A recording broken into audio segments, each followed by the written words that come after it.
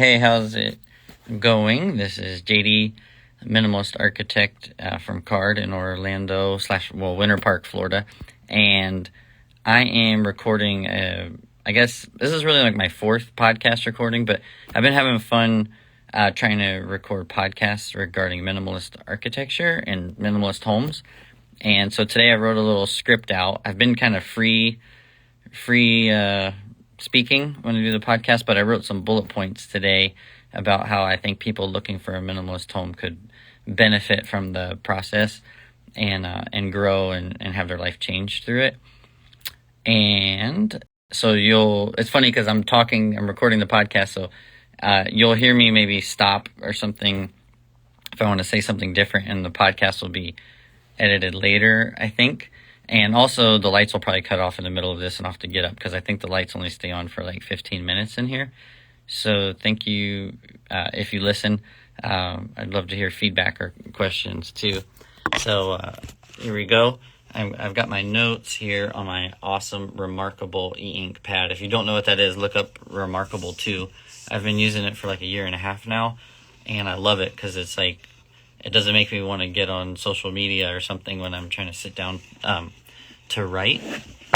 So, excuse me, hit the mic stand with the chair.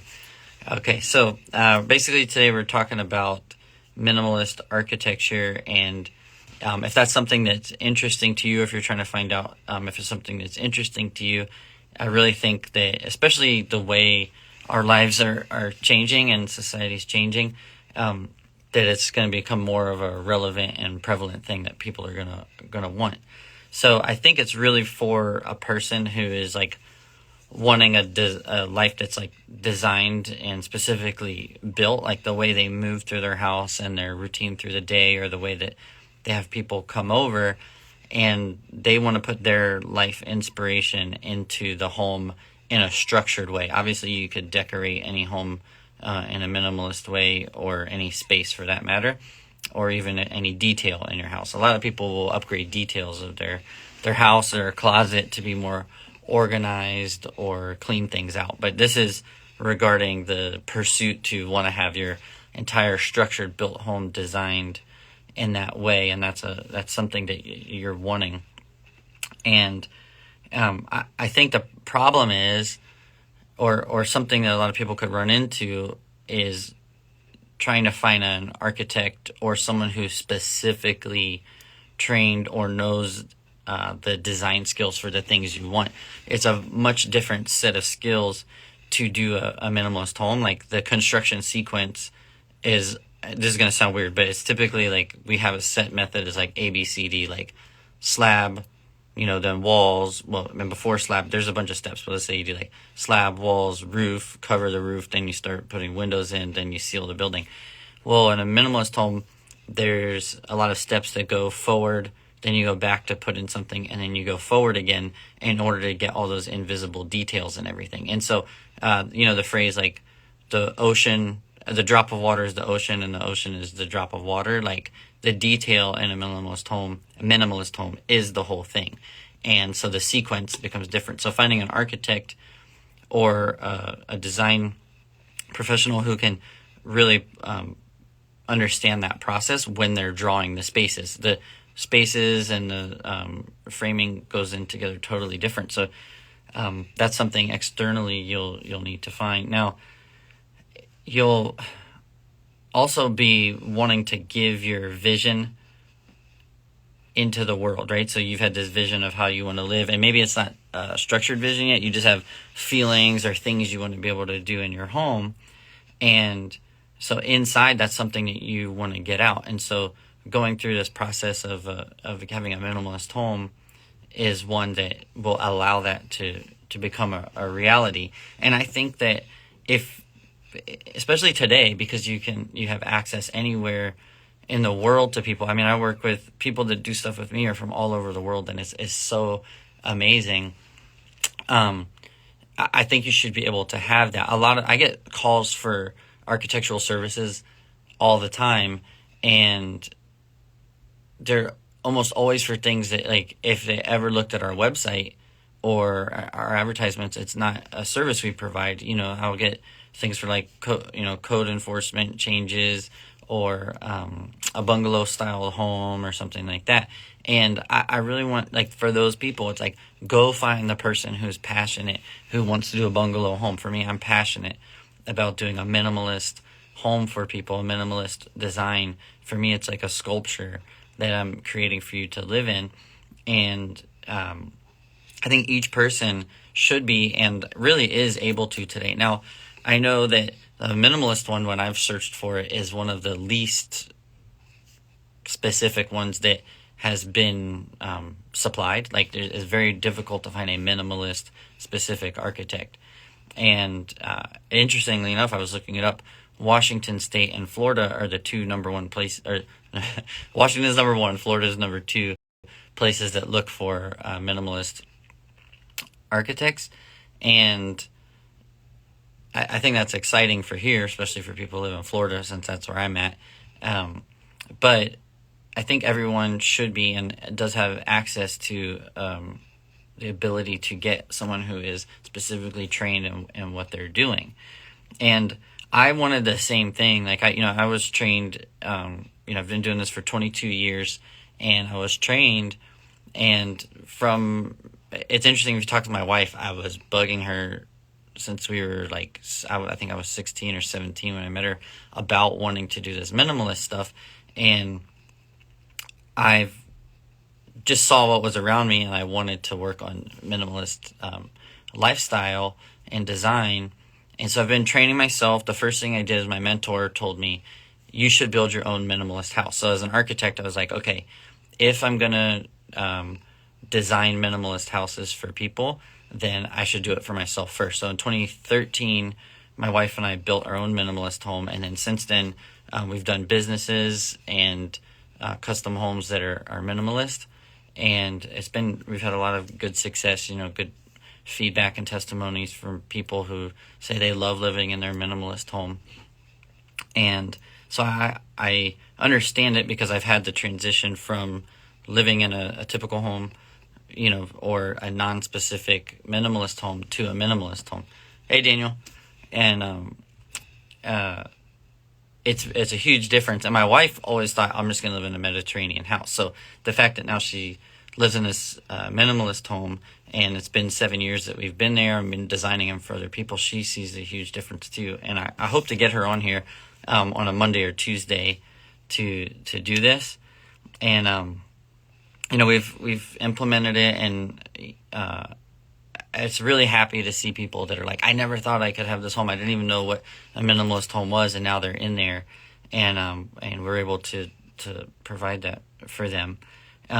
The way that I think the best way to do it is, if you've got something in your mind that you want, it may not even be like a minimalist vision. It may just be what you're wanting for your home or for your lifestyle, or it may be just a feeling that you have, is to meet with an architect and describe what your vision is. And then the next thing that they're going to do is, they're going to hear all the things that you're wanting, and the feelings that you're having about where you want to live, how you want to live, what you want it to function like when you're in the house. And I like to think about it as like a story. My favorite type of story is like thinking of like a figure skating routine. I know this is kind of out there, but it's what I connect with. Is like, they come up with this very, very precise thing, and all those lines that are on the ice came from like the feeling of when they listen to this music, and they've created, it's almost like a cursive thing, and you're telling that story, and it's a very, very precise story that's practiced over a lot of time. And that's what we do with the architecture, is we listen to you about your life. It's like the song. Your life is like the song. And then we're using our skills and the practice and the things we've done to create the story for you. And then after we've received the information from you, what you'll want to get is a review, or like kind of an assessment of all your needs, like financially, what you can afford, what type of thing can go on your piece of property, what the city says can go on your property, and then what you want in the architecture, what the code says, because that's different than what the city says. and then put that together into like a concept. And so it's like, I would say the concept is like the big picture of the architecture that you're going to live in. And that is kind of the impetus or the DNA. So what you're trying to get to is the architectural DNA of what your home is going to be built from. So that's like the assessment and the concept. And then the next step will be to actually, get a proposal to design the home and all the things that will go into that. Henri, what's up, man? And so after you get that proposal from the concept that you've got, then you're going to go into the full design where you're fleshing out all those minimalist spaces and that lifestyle. And obviously, after you design the home, you're going to build it. And the most important thing I would say is to have your